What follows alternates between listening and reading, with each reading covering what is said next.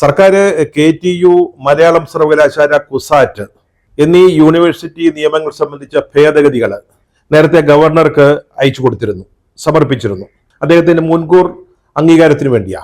പക്ഷെ അത് നൽകാൻ അഡ്വാൻസ് ആയിട്ടുള്ള ഈ അനുമതി നൽകുന്നതിന് ഗവർണർ തയ്യാറായില്ല.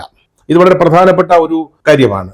ഇപ്പൊ ഗവർണർ അംഗീകാരം നൽകിയില്ലെങ്കിലും സ്പീക്കർ അനുവദിക്കുകയാണെങ്കിൽ ഈ ഭേദഗതി ബില്ലുകൾ നിയമസഭയിൽ അവതരിപ്പിക്കാനും പാസ്സാക്കാനും സാധിക്കും.